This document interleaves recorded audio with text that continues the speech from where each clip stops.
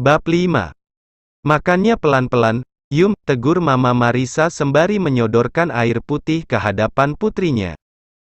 Ayumi menerima gelas itu lalu meneguknya hingga tersisa separuh. Sejenak merasa lega, namun urung demi melihat tatapan Pak Yasa dan Bu Marissa seakan meminta penjelasan. "Kenapa?" tanya Ayumi merasa bingung. "Kamu tukeran ponsel dengan pacar kamu, biar apa, Yum? Mama jadi susah mau hubungi anak mama sendiri." "Anak muda sekarang ada-ada saja," sambung Pak Yasa menimpali. Enggak Ma, emang orangnya ngomong apa?"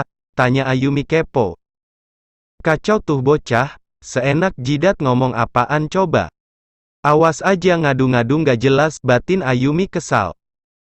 "Ya cuma bilang teman dekat, dekat banget dan ngucapin salam kenal," jelas Mama Marissa mengingat obrolan singkat kemarin. "Terus? Ya cuma itu, bilangnya sih ketinggalan di tempat kenangan paling bersejarah, ada-ada saja," Bu Marissa menggeleng pelan. Sementara Ayumi menelan selaiva gugup. Mendadak kenyang dan mood makannya hilang.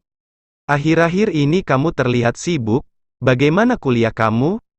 "Alhamdulillah lancar Ma, ada kegiatan di luar jam kampus, ada tugas tambahan untuk tugas praktik semester genap ini juga, jadi terlihat sibuk, tetapi udah hampir rampung kok."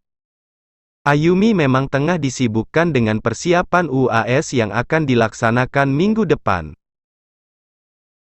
Namun, mengingat ia juga tergabung menjadi mahasiswa aktif di sejumlah kegiatan sosial, tentu semakin menambah kesibukannya. Ya Ma, ponsel aku hilang. Sepertinya kemarin Juan teman Yumi yang nemuin," jawab Yumi dengan hati-hati. Sungguh menyebut nama orang itu pun seakan anti baginya. Gadis itu harus menjelaskan secara pasti, takut-takut pria itu mengatakan sesuatu yang paling tidak ingin didengar olehnya. "Makanya jangan teledor, hati-hati kalau berkegiatan di luar rumah. Sekolah dulu yang bener, jangan gonta-ganti pacar mulu. Kamu itu perempuan, harus bisa jaga diri," pesan Pak Yasa serius.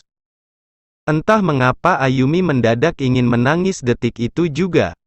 Bagaimana kalau pada kenyataannya dirinya bahkan sudah melanggar norma yang paling memalukan? Ayumi merasa tertampar dalam diam. Ayahnya memang tidak seperhatian ibunya, namun ia akan menjadi sangat tegas bila menyangkut kepercayaan. Selama ini Ayumi diberikan kepercayaan penuh oleh kedua orang tuanya. Tentu hal itu yang dijaga dengan sepenuh jiwa oleh gadis itu. Sebelangsak-belangsaknya pergaulannya, Ayumi akan selalu menjaga kehormatannya sesuai pesan kedua orang tuanya. Namun, apa jadinya bila itu telah dilanggar oleh dirinya? Ayumi jelas merasa bersalah pada kedua orang tuanya, diri sendiri dan terlebih berdosa pada Tuhan. "Aku udah kenyang Ma, Pa, berangkat dulu ya," pamit Ayumi tersenyum tipis. Mencium kedua tangan orang tuanya dengan takzim.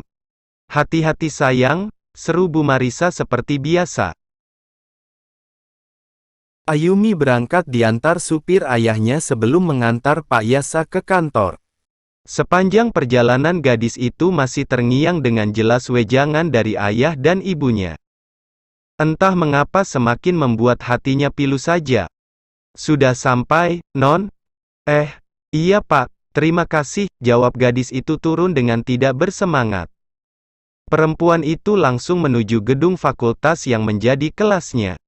Gedung B lantai 3. Saat memasuki lift, tanpa diduga Juan juga ada di sana. Pria itu berdua dengan Kenzo tanpa racua. Seketika Juan memberi ruang, agak bergeser sedikit.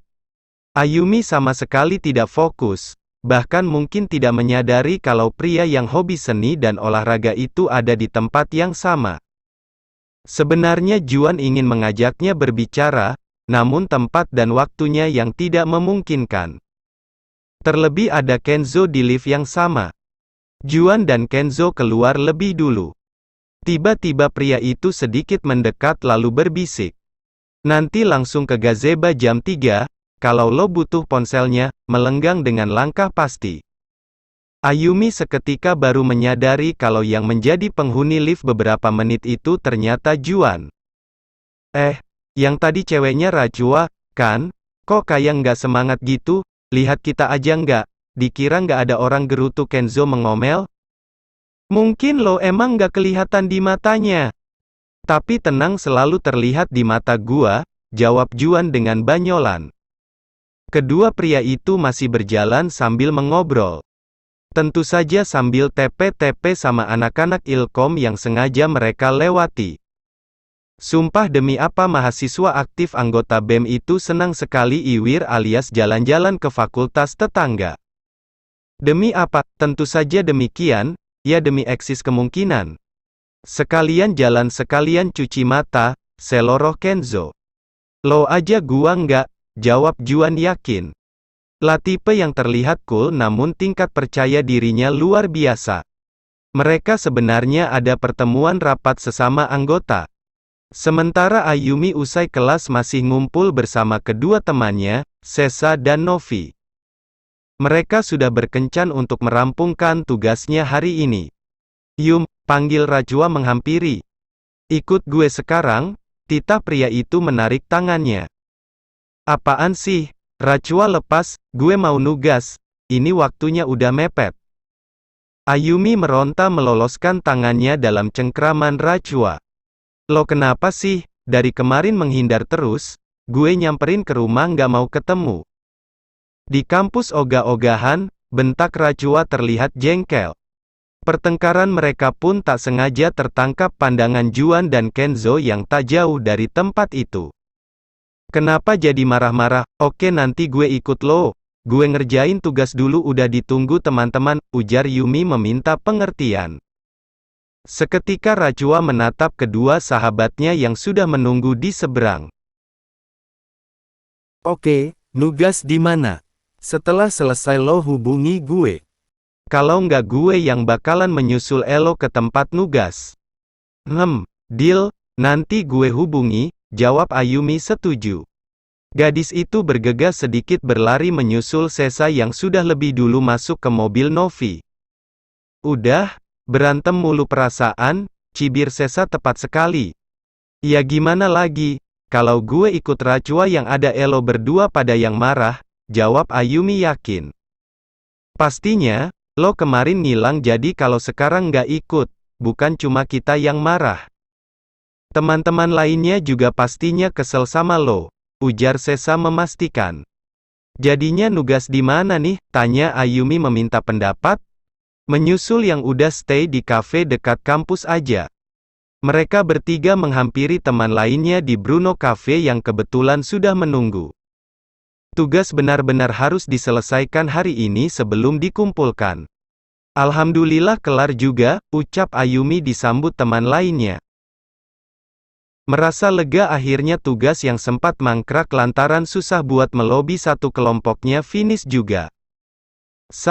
Jam berapa ya? Jam 3, kenapa? Beneran, udah selesai kan? Gue cabut dulu ya. Ayumi langsung bergegas, ia butuh ponsel di tangan Juan. Setelahnya baru akan menghubungi Rachua yang sama mungkin sudah menunggu. Perempuan itu bergegas ke gazebo kampus. Namun, sebelum sempat menginjakkan kakinya di sana Rachua lebih dulu menghadangnya. Udah? Tanya pria itu menghampiri. Iya, jawab Ayumi dengan gugup. Kita jalan ya sekarang, ujar Rachua tersenyum. Tapi, nggak apa-apa kok, jangan berantem lagi bikin hari aku nggak tenang. Aku kangen banget sama kamu, ujar Rachua tiba-tiba mengikis jarak. Ini tempat umum, tolak Ayumi menghindari Rachua saat pria itu hendak menciumnya. Nggak ada orang, sepilah jam segini mah. Tahu banget kalau aku nunggu di sini, ini baru kepikiran mau menyusul. Mungkin kita sehati, jawab Ayumi tersenyum. Tatapannya mulai resah mengintai sekitar, sebenarnya ia hendak menemui Juan, baru Rachua. Kenapa jadi seperti kucing-kucingan? Tanpa bisa dicegah, Rachua menangkup kedua pipi kekasihnya lalu menempelkan hidung keduanya. Adegan romantis tersebut tak ayal membuat pemandangan pria di seberang sana mendadak kesal. Ada apa ini? Mereka kan pacaran, kenapa gue gini sih?